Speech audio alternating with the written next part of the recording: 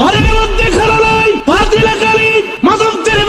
ঘরের মধ্যে যদি খাদ্য খোরাক না থাকে, ছেলে মেয়েরা মাকে বিরক্তি করে না, বাবারে করে। ইমাম হাসান হুসাইন দিন তো প্রায় শেষ হয়ে গেল গো মা, মুখের মধ্যে তো কোন আহার তো মুখে দিচ্ছি না গো মা, মা গো খিদা কষ্ট তো আর সইতে পারতেছি না গো মা।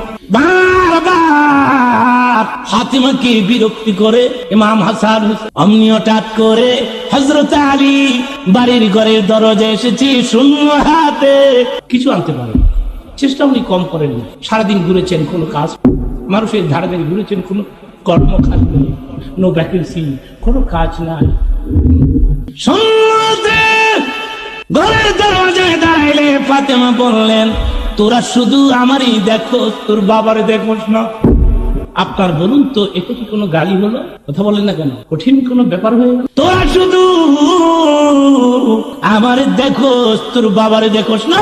হযরত আলী সঙ্গে সঙ্গে দুয়ার থেকে বিরত চলে গেলেন, সঙ্গে সঙ্গে চলে গেলেন, দুয়ার থেকে চলে গেলেন দূরে কোথাও। হযরত ফাতেমা মনে মনে ভাবলেন, কথাটা ভুল হয়ে গেল নাকি, কথা একটু ভারী হয়ে গেল নাকি। দুয়ারের দিকে নজর করে দেখে স্বামী আলী নাই। তোদের বাবা কোথায়? বাবা তো দুয়ার থেকে ফিরত চলে গেলে।